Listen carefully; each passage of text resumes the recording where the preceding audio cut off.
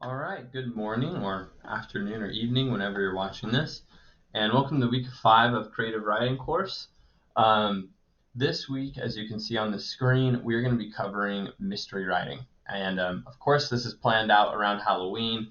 I'm recording this Monday, October 30th, and kind of a fun way to, I guess, ease into the Halloween week is to kind of think about mystery writing and talk about the cool creative conventions of that genre with the Halloween background in our lives going on. So hopefully you enjoy this. I know I really enjoyed putting it together, and I really enjoy writing mysteries as well. So this is ideally going to be a fun 1 week module over mystery writing.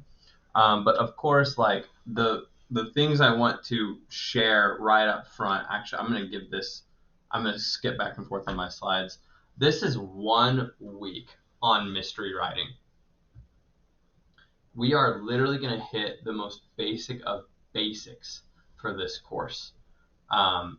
So I really just I'm thinking out loud here.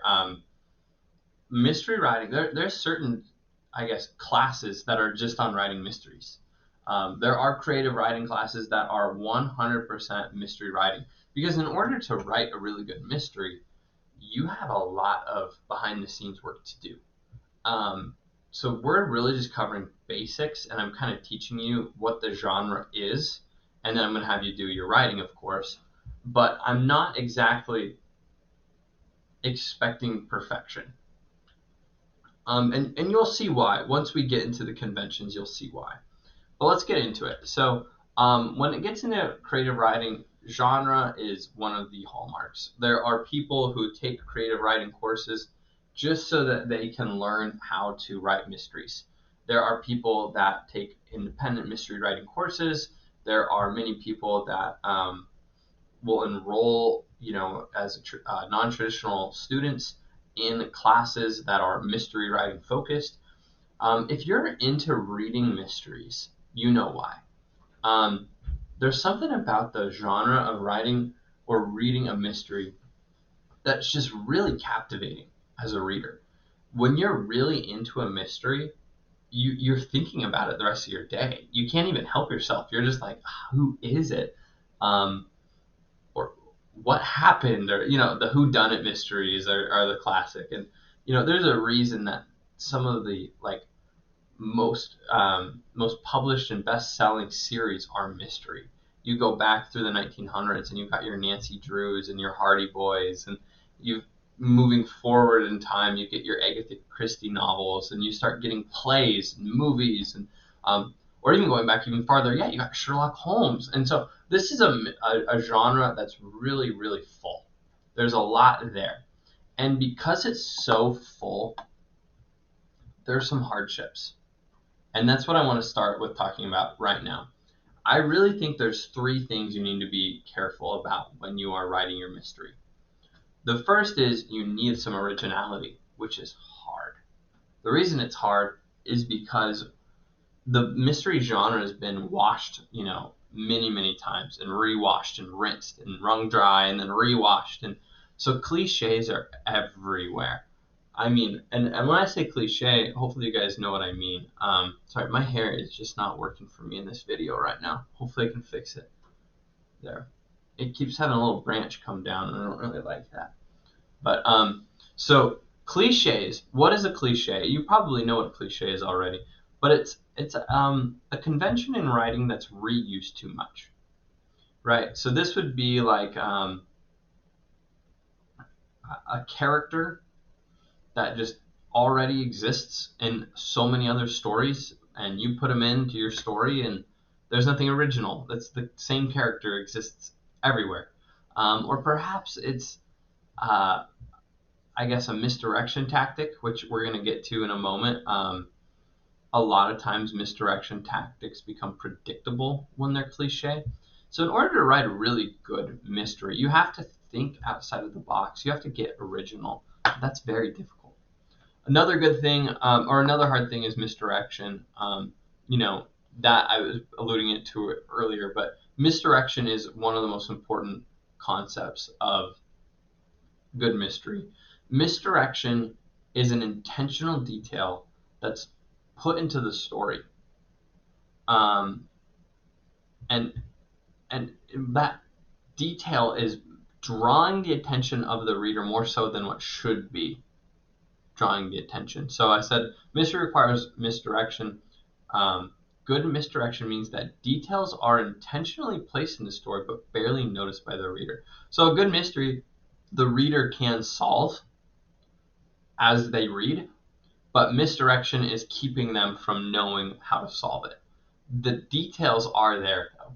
Every good mystery should be solvable by the reader before it gets to the climax. Then finally, the ending is everything. You just have to build and build and build, and tension should increase.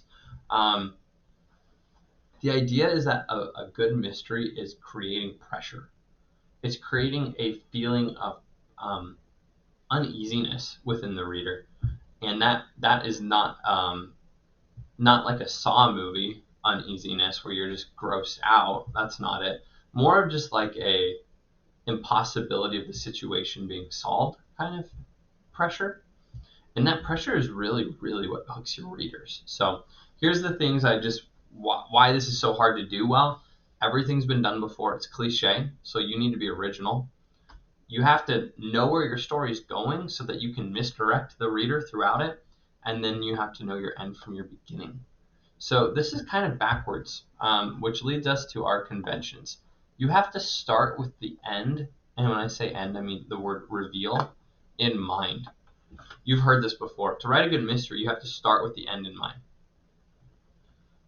And the end is not just like the resolution. The end here is referring to the moment in the story where the mystery is uncovered. That's called the reveal. So mysteries all typically contain a reveal, which is always the climax of that story. And it should be the very, very end of the story. So there's this tension, and then there's this building, and then there's this unease in the reader. The reader's like, oh my goodness, how's this going to work out? And then boom, everything clicks at this one moment called the reveal. Obviously, some of the most popular ways of doing a reveal are uncovering a murderer. That's what would be our murder mystery or an uncommon criminal mystery. Yeah, I mean, you've probably read or watched 1,000 murder mysteries. Sometimes the murder has a motivation that is like getting someone's inheritance or getting someone's wealth or taking over their business or whatever. There's typically a motivation for that murder as well. And then the murder mystery part is just this uncovering of that murder identity and easing into that story. And then all of a sudden tension builds and you don't know what's going to happen. There's also riddle mysteries. I think of like National Treasure comes to mind, a giant treasure hunt mystery. Those are kind of fun. And then there's a preventing a catastrophe mystery, right? I call it anarchy mystery. This would be I guess, a more classic villain that's taking over the world, but is giving sort of clues on how to stop them. It's kind of psychopathic. And movies that come to mind would be like the Dark Knight Rises. I don't know if you guys have seen that or not, but it's got an absolutely incredible villain, the Joker, who is totally obsessed with creating chaos and creating catastrophes. And his motive isn't really clear in that sense. It's not really a murder mystery. It's kind of a can you stop me mystery, chess and checkers kind of thing. And there's a lot of really, really good anarchy mysteries or scientific mysteries where they're trying to figure something out. There's not necessarily a murder or a treasure. They're trying to figure something out that might be less apparent. So those are really good ways of thinking about your reveal is what kind of story do I want to write? Do I want to write a murder story?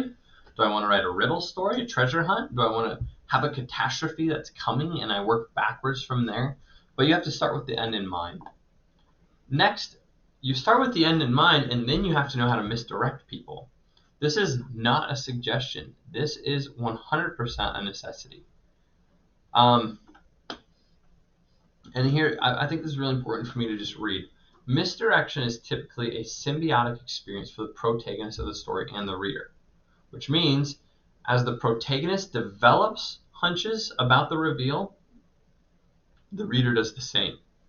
You can actually think of any mystery story as a game. And the game is involving the characters, the author, and the reader. And this is the game. I'm going to put details into my story that a main character is going to try to figure out. But at the same time, the reader of the story also gets to play detective as they read. And I'm going to see if I can mislead the reader. Or I'm going to see if I can mislead the main character and the reader at the same time. Or maybe differently. You're essentially playing a game with your reader. Can I keep you from solving the mystery before the end? That's what misdirection does.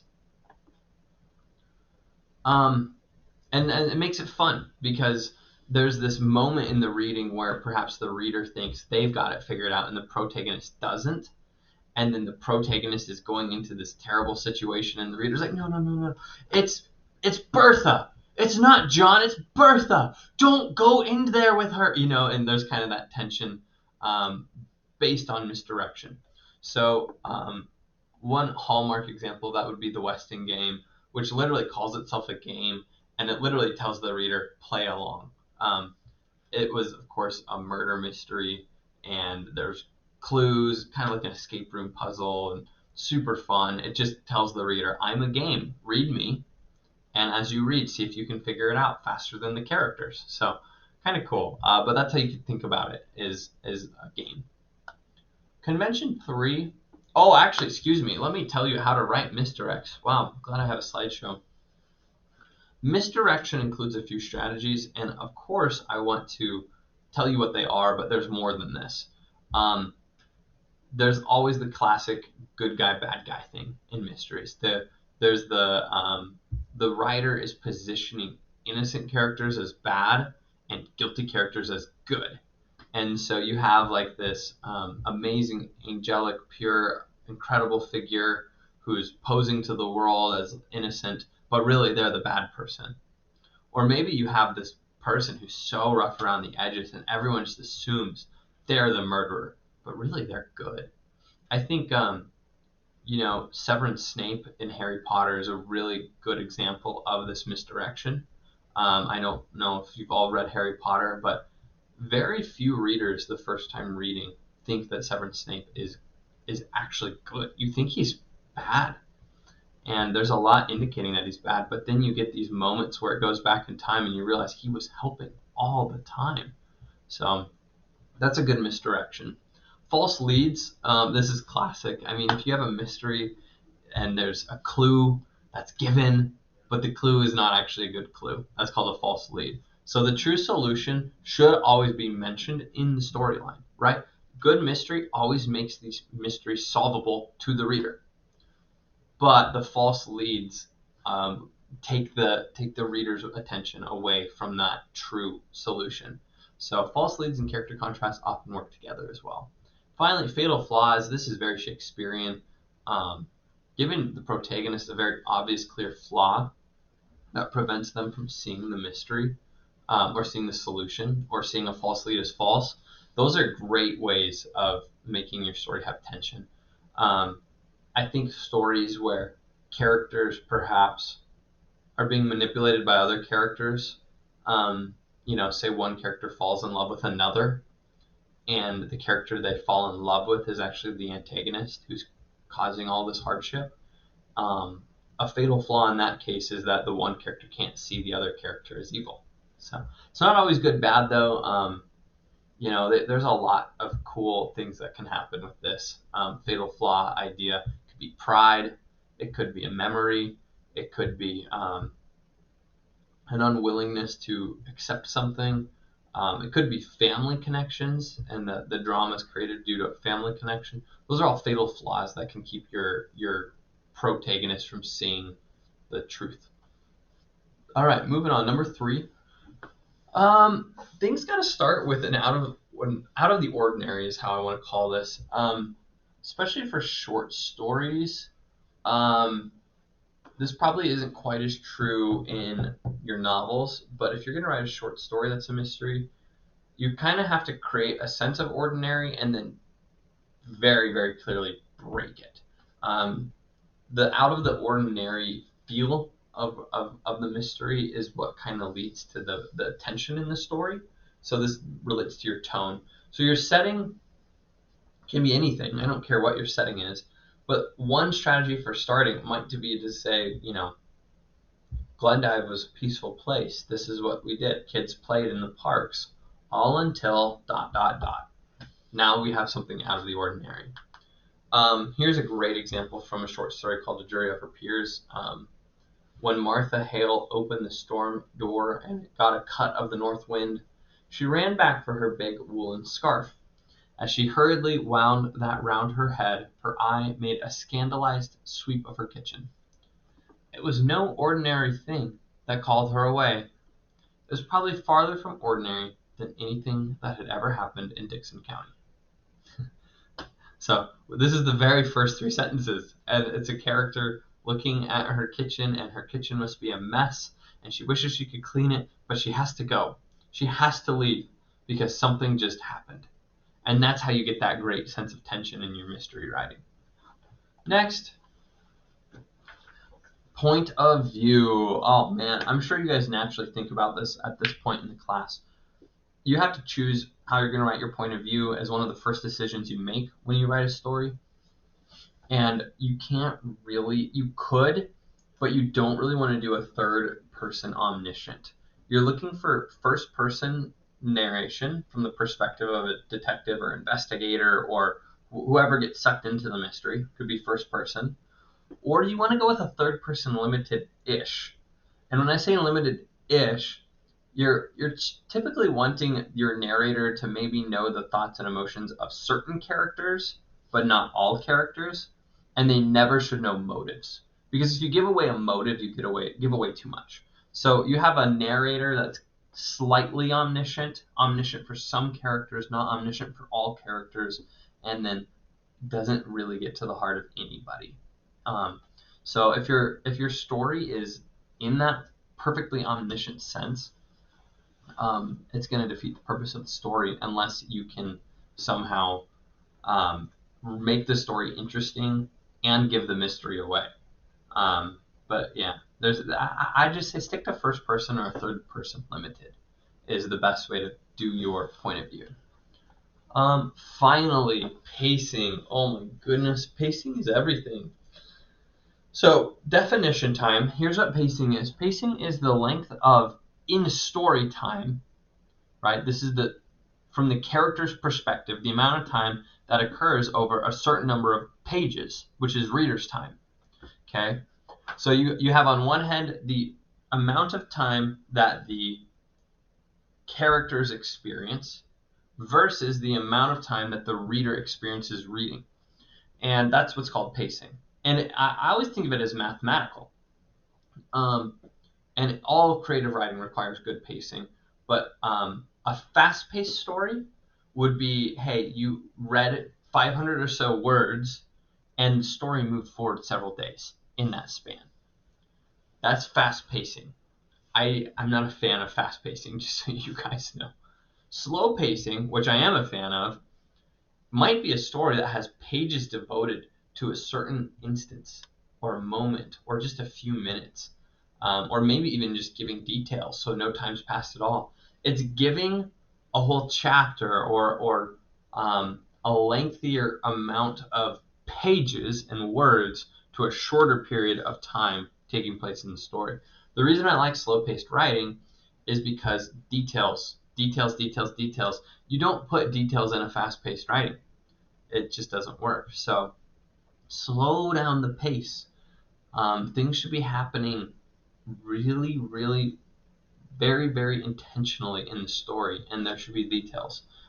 So in mystery writing, pacing should occur at the rate of evidence or realization. Okay? So there should be movement in the story that's occurring as fast as your characters are uncovering new information. Each chapter can introduce one more piece of the puzzle, for example. That's like what the Westing game does. The Westing game goes chapter of evidence, chapter of tension, chapter of evidence, chapter of tension, chapter of evidence, chapter of tension. It's not even rocket science. It's really, really simple.